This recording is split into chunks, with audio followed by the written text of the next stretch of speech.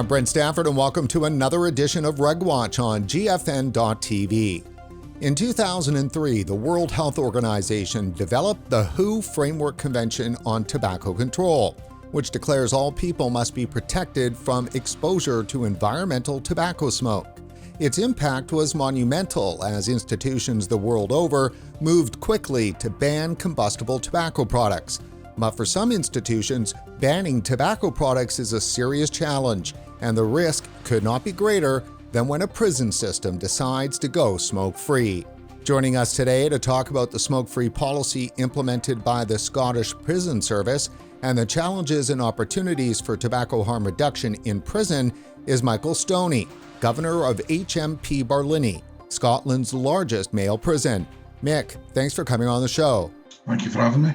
Now, I don't want to bury the lead, so let me ask you off the top. Is it true that prisoners in Scotland have access to free e-cigarettes? No, it's not true. We did, in the transition, the changeover between smoking tobacco and moving towards vape, we did offer free equipment and vape pods for a period to aid that transition. But now we're in business as usual mode. And that's the prisoners can vape, but they have to pay? Yes. Still, that's amazing. So before we get into the details, tell us about HMP Barlinnie, its history, and the community it serves. Well, it's Glasgow's prison. It's very highly connected, both passionately and psychologically, strangely, to the city. It's pretty iconic and referenced in all kind of areas of drama, books and everything. So it's part of Scottish culture. It's a 140-year-old prison. It holds somewhere between 1,200 and 1,400 to 1,500 people on average from all sentence ranges, from remand through to life sentence prisoners, all adult male. Now, what's the philosophy behind the time there? As I understand it, it's really focused on the community? Yeah, we're looking to try and, as much as possible, transition people back into the community. We're looking to build resources in people. We're looking to help. We probably base it on a salutogenic model of trying to create good health in people. And by that, we mean in the broadest sense, all the stressors that life is thrown upon us. A lot of our guys, through being involved in adverse childhood events, a lot of abuse, a lot of trauma that they've suffered. Almost their drug use is often self-medication. So what we're trying to do is establish connections with them in the community, with their own family or other supports, but also while they're in prison in custody with us, is to allow them the opportunity to build resources within themselves to cope with what we would consider as normal life stressors, paying the bills, coping with a tenancy, trying to seek employment eventually, trying to stabilise themselves, move away from kind of self-medicating with illicit substances or other harmful substances such as alcohol, and trying to just move into what we would consider, I suppose, a productive citizen. Now, Mick, you've played a central role in developing health-centered programs within the SPS. Tell us about that. We've arranged programs that specifically focus on harm reduction through smoking cessation programs, replacement nicotine patches, etc. A lot of different types of drug recovery programs, both therapeutic and clinical. So in terms of clinical supports, we've got our normal opiate replacement treatment programs, such as methadone. We've also got different drugs we use in terms of Esprinor or Buvidal, which is a monthly injection, which is recent for us. It's quite costly in terms of a treatment option. However, it has a great impact operationally due to the fact that rather than queuing for methadone every day, an individual has one injection a month of Buvidal. And that's allowed them to they probably have a greater deal of clarity about their lives, and they don't have the stigma attached to being in a methadone queue and being seen as a drug user or a junkie, as they would call it over here. And that's probably helped them start to connect into proper recovery. So they attend peer-led initiatives. We have a lot of recovery cafes running, as we call them, very much peer-led initiatives, and they've been very successful. And they also push each other. They're facilitated by a local charity, but we give them potentially free rein in the prison to adapt and adopt their programme as they see fit. So they start providing lots of through care supports, lots of employment opportunities. So we're trying to kind of work through synergy with lots of things at the moment. So let me ask you, when did the prison system go smoke-free? It was November, St Andrew's Day, so the 30th of November 2018. So it's actually been quite recent. Yeah, in the last 4 years, when we subtract the COVID years, which everybody feels are relatively lost years, it does still feel relatively recent, yeah. So what percentage of prisoners smoked before the implementation? On all of the studies we conducted, it was always well above 80% would say they smoke tobacco products, yeah. Now, smoking, at least in my mind, I guess just from watching movies, really shows that smoking is ingrained in prison culture, is it not? Yeah, it was always used as a currency, if you like, as well in prisons. And it was always the fundamental part of prison life in terms of, I suppose, its coping mechanisms as well. People turn to whatever. Being a non-smoker, I don't really have a connection to what it gave you, but people obviously feel it was a crutch they could lean on when they were in prison at stressful times. Now, previously in the past, of course, smoking, it was in the 1990s that the pressure really started getting put on institutions with regard to smoking. So this couldn't, 2018, that's a long ways away from when the first pressure started. Yeah. So, what happened? What were the discussions like with inside the system as you were looking at going smoke-free, even say back in the early 2000s? Early 2000s, we moved somewhere mid-2000 toward really restricting the places where people could smoke. So staff were banned from smoking and prisoners were only allowed to smoke in their cell or out in an exercise yard out in open air. So there was only 2 places in that prison they could smoke from mid-2000s onwards. So there was, I suppose at that time, when there wasn't such focus on replacement therapies or even the technology that's in vapes, there weren't many options. I suppose that was probably the best solution for the time. Yeah, I guess not many people think about it, but, prison officers, the staff, for the longest time, they smoke too, and they're part of the whole issue. Yes, they were, I remember as an officer, the offices weren't very nice places to be on the prison landings at times when staff were smoking, so you would get outside in the landing for fresh air at times, lots of people. So let me ask you, what, if any, were the operational difficulties in going smoke-free? I think that we're all assumed that this would be a very difficult step for us. It would be something that would cause great angst, and you could have some, as we said, operational issues to deal with, prisoner unrest. These were all potentials that we had to mitigate risk for. So the process we undertook at the time was we set the date pretty early, but a year out we started to build up both our communication strategy and the alternatives, the resources. NHS as a partner organisation, the National Health Service, they started to build up their resources as well, focus on harm reduction, nicotine replacement treatments, lots of awareness sessions, smoking cessation sessions, lots of peer-led initiatives as well, in terms of them joining in sessions. I think probably the greatest element was just constant communication to the prisoner population. This is happening, there's a date, here's what we do. And at each stage we reached certain milestones.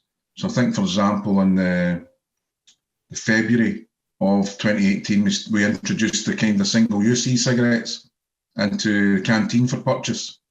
And that was to give people an opportunity to maybe attempt and try an alternative to tobacco throughout that time. So it wasn't the multi-use vapes, the kind of battery charged versions of, as we see, where you put pods in. It was just the single-use ones. They weren't overly popular at all. People had to pay for them. They were relatively expensive. You could still purchase tobacco, which was the preferred drug of choice, if you like. And in terms of the nicotine replacement processes from NHS, there was a couple of options, and some were more palatable than others. with patches or gum. So we started to ramp up the options, but also ramp up, I suppose, the information we were providing to people. So well in advance, they knew it was happening. And it gave a long time to get them tuned in to probably this was an event that was going to take place. So I felt that kind of communication worked really well for us. Yeah, in the end, it just, you run right up to the wall, I think, of any of these kinds of bans. If you're and a couple of other elements on the way. So we weren't sure if we were going to introduce these vaping devices, and we were concerned about potential implications of them. They weren't tested. Could they start setting fires everywhere? Would they be the USB chargers? Would there be problems with them? So there was a whole range of issues we had to work through and assure ourselves and give ourselves comfort that we weren't creating more problems. But in the late August into September of that year, we then offered the vapes for free to all that were in custody at the time. And for those that were going to be in custody throughout that period, new ones coming in to just probably a month or two post towards into the new year. So live in November, late November, and into December, January, it was free. And then we moved into a 6 months subsidisation process where we increased the cost, of the vape itself and increased the cost of the pods over a period until we reached the target date then was April 2019 to be business as normal. You pay the full price for the vape, you pay the full price for the pods. So it gave them a kind of time frame that they were seeing that we were attempting to support them. And it wasn't that we were just saying cutting people off and then moving on. The other element was a fortnight's kind of amnesty on if we found people with tobacco products after the date. We weren't taking them through the judicial processes we would have in the prison. There was no punishment award for it. So people was just there was a kind of amnesty. If we find stuff, we take it off you, but there's no further punishment to that. That helped as well because Scottish people in particular, being chancers, decided they would hang on to things, they would stockpile and they would hide stuff. So it became a game for the first few weeks, but nothing we'd say adversarial. It was more of a kind of try and catch us if you can thing, and we invariably did. When you look at the entire population of smokers, I guess just in your prison, or if you can say within the system overall, how many of them moved over to nicotine vaping products? Well, I would say all, and I think it's because it maybe was free to start with. They all kind of made the switch and attempted, they were getting free stuff. So again, being Scottish, we like free stuff. So that maybe helped.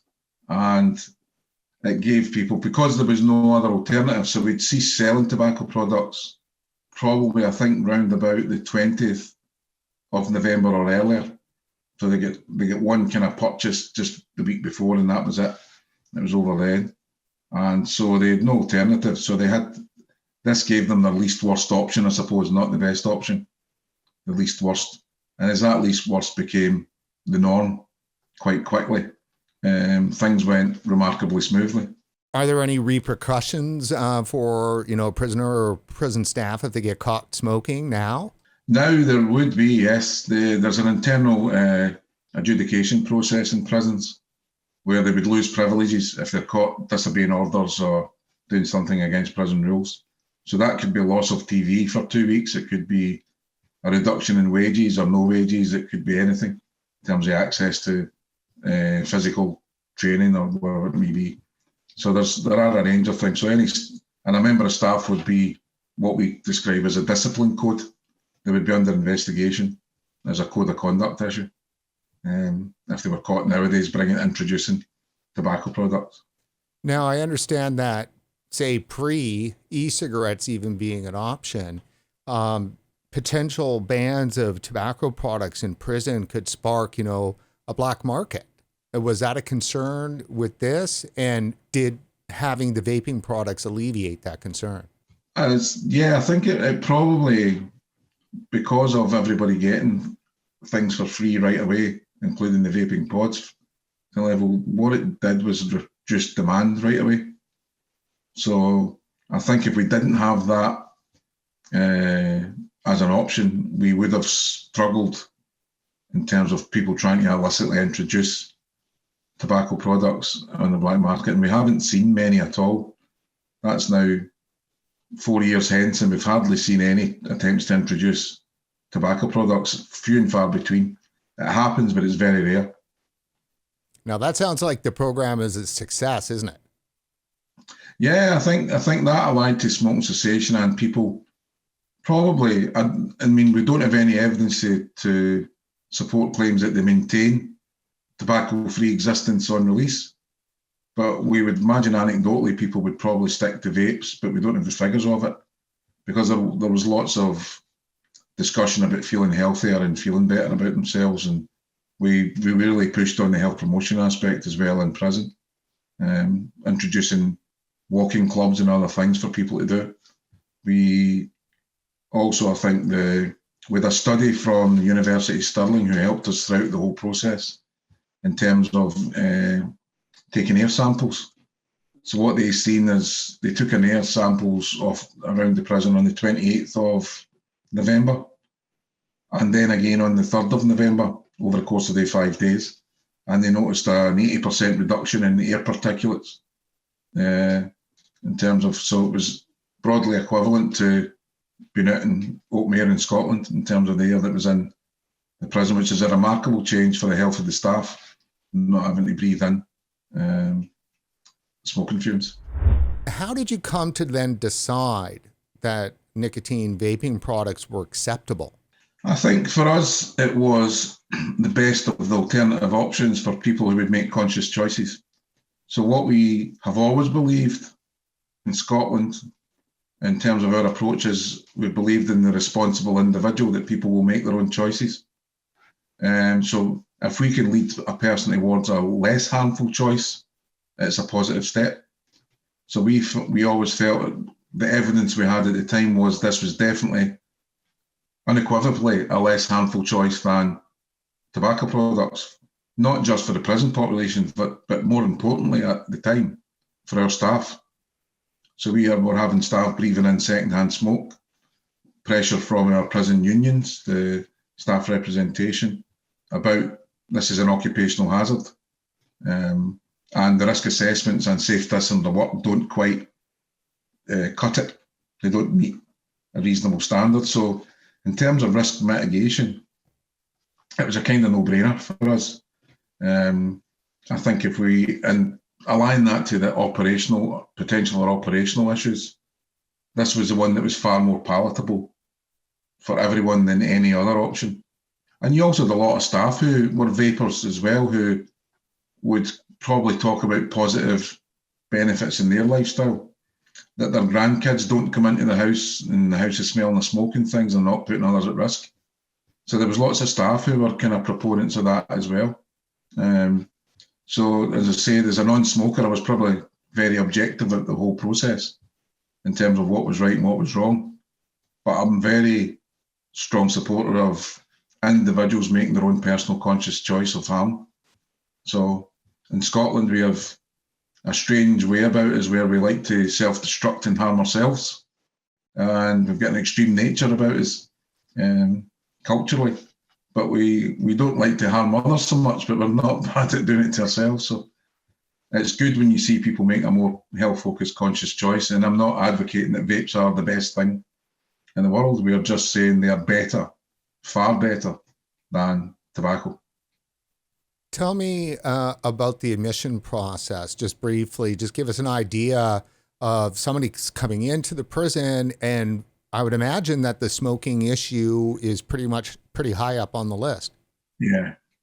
When they do struggle in the first few days of admission, if people have been smoking outside, and particularly in the early days of this, when new admissions come in and didn't quite realise that there was no smoking in prisons anymore. Because despite the stimulant effect of tobacco and cigarettes, they used it as a calming mechanism. It was traditional in prison that if an individual come in who didn't have a lot of funds, if you like, he was a poor soul, there would be a poor box where we would give people some tobacco to get them through the night, first night or two. That option was no longer there. So we had to consider alternative options, and then So those that come in the first phase did get vapes. Those that come in now, what we do is if they've got some funds, we'll give them the vape and then take it off their next when they get funds back in. So they're almost getting advance to use the vape at the time, and if that's what they choose to do on admission. So it kind of calms people down. It settles people, because people coming into prison might not even be for the first time. Still find prison a pretty dehumanising, daunting place. It's still pretty oppressive. You're getting put behind a cell door. You don't know what's happening to you. You'll feel a wee bit lost. You'll know yourself, and I know whenever we come up against big public sector organisations, we sometimes feel just like a number, the same as a prisoner would coming into prison. So you kind of don't fully get what they're doing to you at times. So that first phase of coming into prison is always a risky one for individuals. We potentially get more self-harm from people at that phase. We get more incidents from them in terms of mental health issues, and to stabilise them quickly is useful.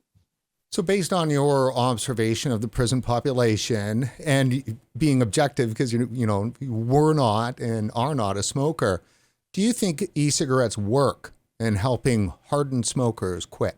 I think so. I've had friends who have done it, and they will vape now and again, and sometimes they go for a period and purchase zero nicotine vape products for whatever reason. I don't know. I've never necessarily asked. But it's more the psychological aspect of doing something with your hands. They've said that they struggle to give up more than the smoking. So I know people who have benefited from it, and it does make the prison a healthier place, because we're not all breathing in secondhand smoke.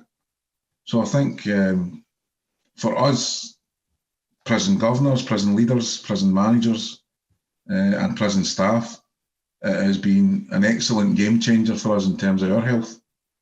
So you've got to think almost by default that it's a game changer for prisoners' health.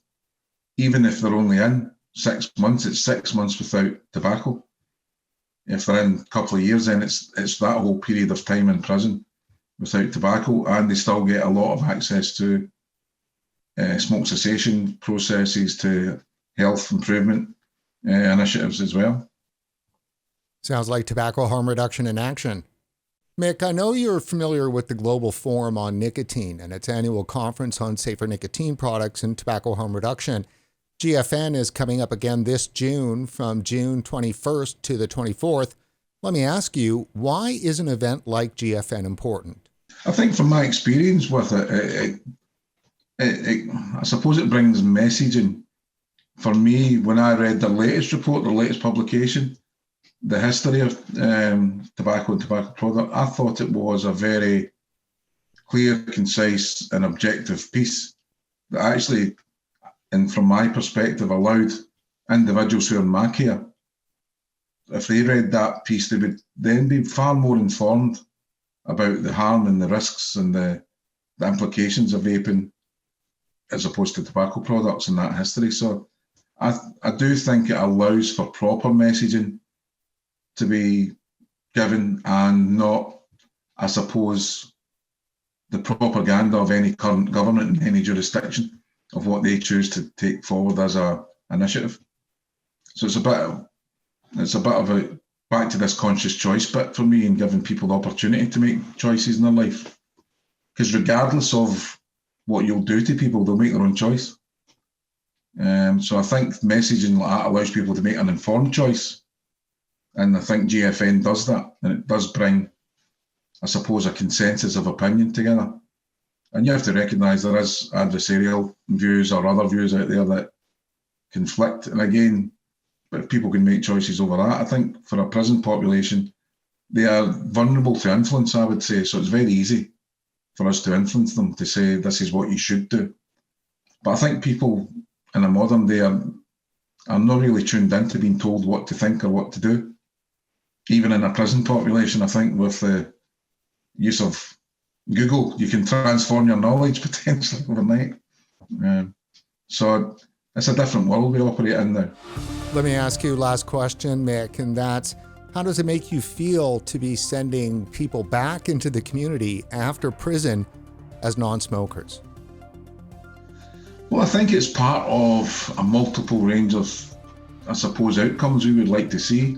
Healthier in terms of physically, healthier in terms of mentally, better connected back to the community, the ability to make good conscious choices, having your rucksack of resources, a range of tools that you can use and skills that you can use, and then hopefully survive or thrive far better than you did before you ended up in prison.